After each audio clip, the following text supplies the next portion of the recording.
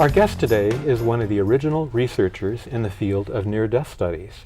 And she's written 10 books on the subject, and she's had 3 near-death experiences. Just 3. Just 3. Yeah, P.M.H. Atwater was on my show 6 years ago when I was first starting out doing this.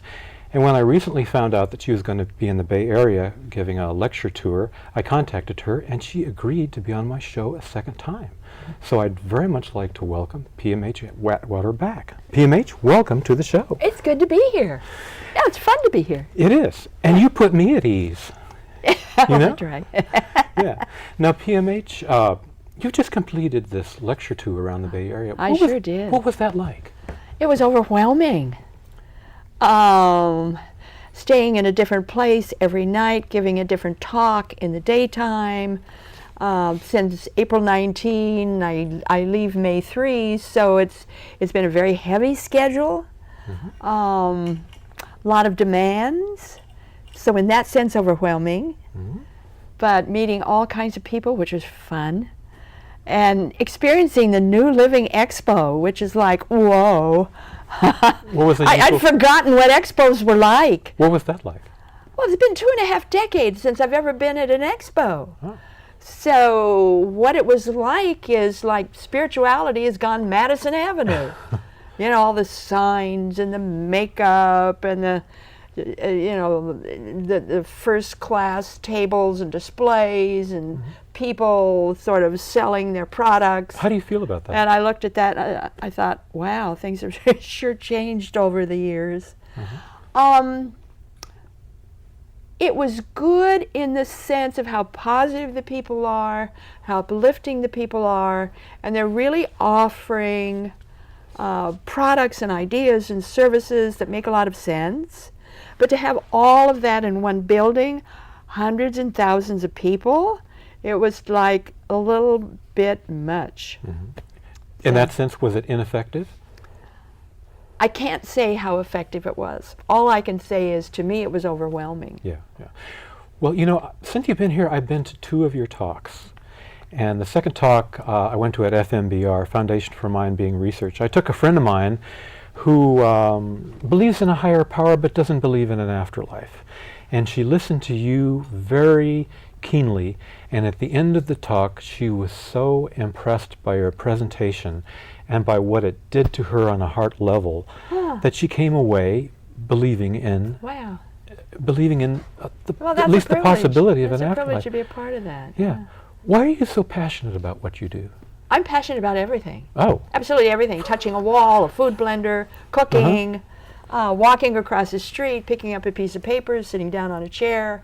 To me, it's all joy. It's just fabulous being alive. I enjoy being alive. It's fun. Yeah. Before the interview, I asked you if you have a favorite piece of art that's evocative of the spirit, and you said? Everything is. I don't have a favorite. A tree stump, a chair, walking across our living room floor into the kitchen. It's just so joyful. Yeah. It's so appropriate, it's so reasonable, it's so great. It's just, I don't know any other words to use except, to me, it's all God. It's like I breathe God, it's like I live God, and it's all just perfect, even if it's not perfect, even if I get angry. Doesn't matter. It's still God, it's still perfect, and it's still joy. What do you mean by God? That sense of a greater intelligence, that sense of a universal presence, that sense of oneness, that sense of allness, that sense of ooh, that sense of the Creator, that sense of that one force that created us. Mm-hmm. And when did that force first become clear to you? After I died. Yeah. Tell us about it. Oh, gee. I have a lot of other questions, so, yeah. I died 3 times in 3 months. I look back in 1977. I look back at that and I call it the heavenly sledgehammer effect. You know, that doesn't tell you how stubborn I was before. I don't know what will. It took 3 times, you know, blow, blow, blow. And in my 3rd near-death experience, many things happened, but among the things that happened was a voice spoke to me. And I was familiar with angels and guides and guardians and all these kinds of spiritual voices, and it wasn't like that. It wasn't like that at all. It was, how do you describe a voice that big? It's like big, big, big, big, big. We don't have words to explain something like that. I called it the voice like none other because that's what it is. It's like none other.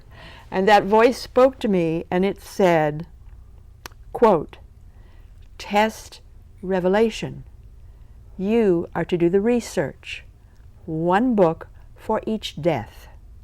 It did not name book 1. It did name books 2 and 3. It showed me what this meant. It showed me what to be in each book. It did not tell me how to do the work or how long it would take me. Mm-hmm. And I came back infused with that energy, that presence, those words. You know, people forget that near-death experiences, most of them come from violence or trauma. So you're dealing with a body. I had to relearn how to crawl, how to stand, how to walk, how to climb, how to run, how to tell the difference between left and right, see properly, hear properly, and rebuild all my belief systems. So it took about a year before I was reasonably human again. Do you think the experience kind of wiped clean your operating Oh, system? it sure did. It wiped clean everything. And what I came back with was like a nuclear power generator of energy. I just woke up in the morning, surging power, and that would last until about 11 o'clock at night when I have to go to bed. So that fueled the work I did. But, you know, when you're talking about presence, there's always that presence. It's always there. It was always there. It was always there. You know, I don't know words for you. I just know that I breathe God. I live God. I still use the word G-O-D because that's familiar to me, but I don't think in terms of a man or a woman or, you know, the father-mother principle. I don't think of that at all. Rather, that source from whence I came, that source that fills me, that presence that enlivens me. Mm-hmm. Did you have a sense of God like this before your experience? No. Oh, so it was different. Yes, it was. God was somehow remote. I was very much into spirituality in the sense of meditation and prayer and a number of different disciplines. I had chosen to be a part of a church in the earlier parts of my life. My children were all baptized in a church. I was born of a Catholic mother, raised by Norwegian Lutherans, and I've been married twice in this lifetime, and my first husband was LDS, Mormon, and wound up in the Methodist Church. And our children were all baptized in the Methodist Church. We were married in the Methodist Church. And that day came when we as a family sat down at a family council and said, we're going to church. We recognized we were going to church for all the wrong reasons. Mm-hmm. We wanted to learn more about prayer. We wanted to learn more about God. And we weren't. The kids were in the bell choir. They were in Sunday school. We were an adult. Sunday school, and then the sermon. And we just didn't get that heart connection. It wasn't there. There wasn't that, like you're living God. It just wasn't there. So we freed everybody to go their own way. And it's kind of interesting to look back and realize that my former husband, who was a Mormon, became a Catholic. My son became a Taoist. Yes, he's a Taoist. And both daughters became Lutherans, and I joined the Church of Religious Science. Kind of different. P.M.H, I have a question about what people experience in a near-death experience. Now, I've interviewed not that many people, maybe, it doesn't matter, but many of them have told me that they were atheist or agnostic before the experience, and they were shocked when in their experience they had an encounter with Jesus. Even Jewish people. They have an encounter. No, what is going on? And for them it was real. However, people, let's say in some obscure tribe in New Guinea living in the highlands, they would not have that experience because it's not remotely associated with their culture. So my question is, how is it that the near-death experience is universal, but how is it that people see the archetype or the deity that is specific to their culture? They don't necessarily. Oh. They don't at all. The universal pattern predominantly consists of an out-of-body experience. These are very detailed, very lucid, very clear, very coherent. And often have third-party testimonials to verify what was seen in the experience. Then that light, which adults identify as brighter than 10,000 suns, so it's obviously not a yard light. There's something about this light. It knows your name, knows all about you, can converse with you. It's very loving. It's very forgiving. The third component is a greeter of some kind, maybe a loved one who's died and gone on before you, maybe an angel, maybe a light being, maybe an animal. And animals are often talked about in near-death experiences, maybe a religious figure. And then those are the three main components. That really is the universal experience. The rest is extra. They don't happen that often. For instance, a tunnel. There's not that many people that experience or see a tunnel. I do not consider the tunnel to be a signature feature of the near-death experience. We can trace back cases of the stories of the tunnel back to when the media had sensationalized Raymond Moody's first book, Life After Life. That's when you start getting tunnels. You didn't get them before. And what does that mean? Well, as near as we can tell, it's not that people are lying or confabulating or any of this kind of thing, but rather when you've had a near-death experience, you don't know words. You don't know what to call things. If a person is in darkness, what do you call that? Because it's a different kind of darkness. It's something exquisitely unique about that darkness. And now they have a word, and it's associated with Raymond Moody, an MD, whom they can respect and feel good about. And Raymond calls it a tunnel. This is what I'll call it. I'll call it a tunnel. In most places in the world, you never hear anything remotely similar to a tunnel. So, you get all kinds of cases. Some people hop a light ray into the universe. Some people wind up in some kind of heavenly college taking classes. Some people go into long scenarios with their dead relatives. It's individual to the person, no matter where in the world they are, but the basic pattern is the same no matter where you are. Okay. So if you're in Thailand and there the Lord Yama, Lord of the Underworld, is very popular, so when you die you're greeted by the Yamatuts, which are servants of the Lord Yama. Yeah. So I would have people draw me a picture of the Yamatut, and I would compare it to someone in Montana who had experienced an angel. Yeah. And they're very, very similar. So what I discovered is that people, children as well, or older children specifically, and adults, are constrained in how they describe their experience by language and by culture. Mm-hmm. But if you look at the pattern itself, it's the same pattern. It's Right. always the same, but it'll be described differently depending on their exposure. Even little kids, let's say this 3-year-old that had this incredible experience, look at the languaging and what was used in his home.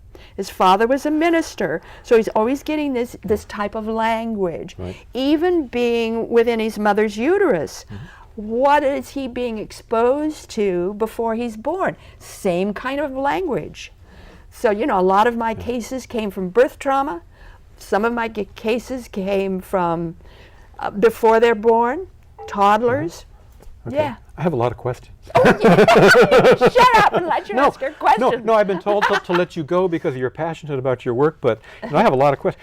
So going along with the last question I asked, which was something about Jesus and New Guinea, no, I've discovered, you know, when I put one of my shows on YouTube and I read the comments Yeah. about them, if someone is an atheist before the experience or an agnostic, and then they see Jesus, you know, or some religious figure, invariably the Christians will comment on it, and they'll say something like this. May I show Sure. you? Yeah. They'll quote from the Bible, like they'll say, "We only die once," or another one is, "No one can see God and live." Or here's a real quote: "Dear sister, you have to believe in Jesus Christ. Only Jesus is the light and the way. The devil can also come in the shape of an angel of light." Or here's another: "It is very difficult for me, as a Christian, to accept these testimonies. They basically say Christ is not the way and that believing in him is not necessary." So what is your response to that? Look at how changed these people are. The near-death afterward. experiencers. Yeah. Look at the after effects. You must look at the after effects. They're physiological as well as psychological. These people come back with a different brain structure, different brain function. There's changes in the nervous system, the digestive system, skin sensitivity. Electrical sensitivity. Many of them come back with electrical sensitivity. You look at how different they are. Not all of them, but most of them. Children as well as adults. And you look at that and how much more comfortable they are with their life. For most of them, how much more positive, how much more loving, how much more generous, how much more giving, and how in love with God they are. Okay. Absolutely in love with God. Okay. So my question is, what is the value of religion without spiritual experience?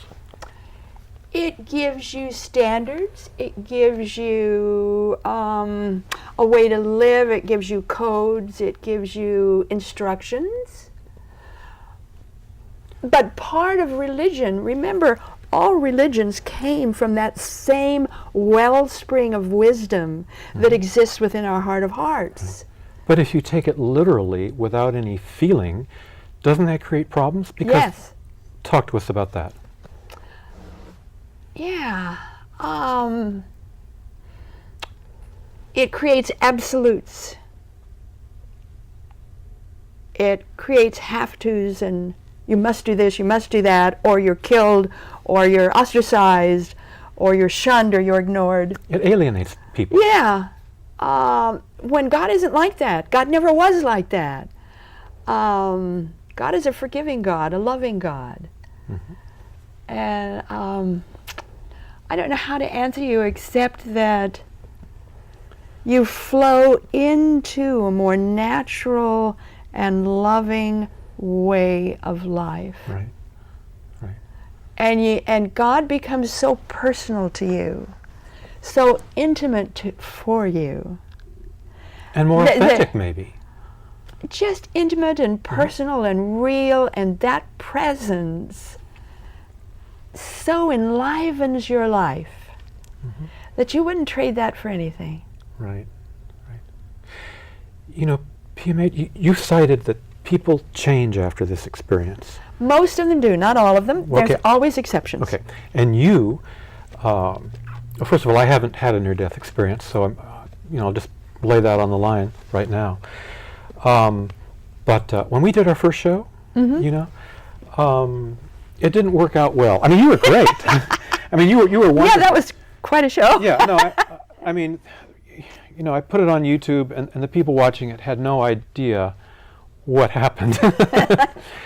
I'll just tell the audience. I had a 2-hour time slot, and I wanted to do 2 shows in that 2-hour time slot. Normally, we can do that without problem.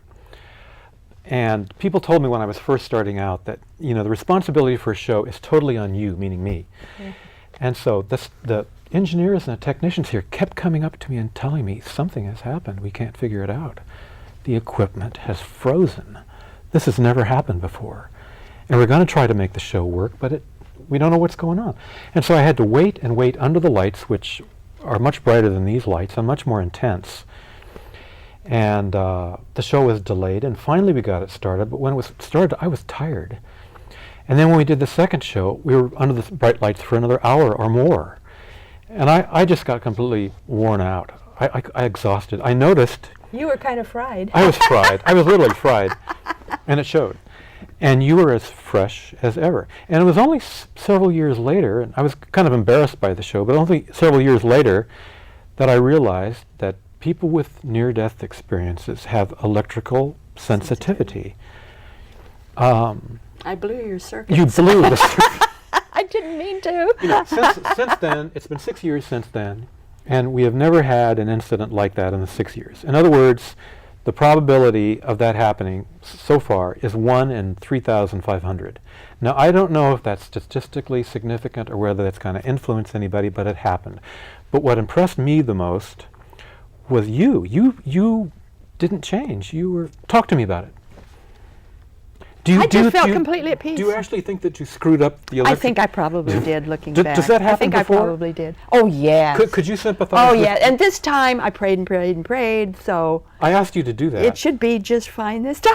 Yeah, we had a little difficulty getting started. Yeah, I didn't pray first last time, so I apologize. I'm sorry. Most of us come back not being able to wear watches. Yeah. Popping light bulbs, smoking up tape recorders, microphones fight you. We have different kinds of relationships with computers and anything digital. P.M.H, why? It changes the electromagnetic field around you. Specifically, it changes that field. I've written a paper on it now. It's now being reviewed, peer review, because I think we need to focus on this, because it happens in my research base. Nearly 4,000 adult and child experiencers, between 72 to 75%, come back with electrical sensitivity. So your electrical field that we all have alters, becomes larger and more powerful. Right. I understand that when you have a near-death experience, you go into another dimension. Is that true? As near as I can tell, another place, another space, Yeah. In another other words, dimension. you can't describe where you've been because it's an ineffable experience. It's the words to describe it aren't available to the brain, are they? No. You just get tongue-tied, Right. and spit and do everything you can to get a word out, and it doesn't come. Does the electrical sensitivity have anything to do with your proximity to the light in the experience? I did a lot of thinking about that, and in my book, Near-Death Experiences, the Rest of the Story, I get deeper into that, and I don't think it did. And I've done a lot of research on that, and so I can back that up by saying, no, it's not length of exposure to the light, rather it's intensity of the experience. Not necessarily with the light, but intensity. In that book, chapter 16, the key is intensity, and that's right. It doesn't matter what you see. It doesn't matter if there's light or not, because some of them are dark light experiences instead of bright light experiences. Children have a lot of these dark light experiences, which are very positive, but they're with a dark light instead of a bright light. But again, it's the intensity. How intense was it? And that becomes like, if you'll forgive me, it becomes like a power punch. Yeah. How do you determine intensity? Oh, I just studied and interviewed and was with them and with their families and watched it. I'm an observer and watched it, and absolutely it matches the kind of intensity that you get in a spiritual experience, Kundalini breakthrough, shamanic vision quest, any of these kinds of experiences that set up a particular ritual or exercise where you are pushed beyond your limits. You're really pushed beyond fear, you're pushed beyond anything you know, so that you're beyond the panic button, and that creates that intensity. Can you believe the show's about over? No! It's true. No, wait, listen. I'm sorry! No. Now, I'm only a tenth of the way through my questions, but, I talked to John Klimo, a friend of yours. He's a parapsychologist. And I explained to him the fact that of your composure all through that interview 6 years ago, and how amazing that was to me, because I got fried. This is what he said. He knows you. He said, she transcended the game board by being shown the larger reality, and when she came back to the local subset, not the whole reality, but a piece of the puzzle, and realized that this little constraint space, where we move and have our being in this lifetime, this consensus reality was not the larger picture. She became filled with the Spirit and wants people to know about it. The good news. It's just not this little box. And that describes you to me. Don't you agree? I guess. I think so. So I think on that note, we'll close the show. And I have more questions for you. So we'll do another show, maybe. We will, right after this. But for now, I'd like to thank you so much for being on the show. Thank you for the privilege. And I'd like to thank the audience for listening. This woman really is filled with spirit. And thank you for watching, and we're going to do another show. I hope you'll watch that also. So thank you so much, and P.M.H, thank you. Bye for now. Bye for now.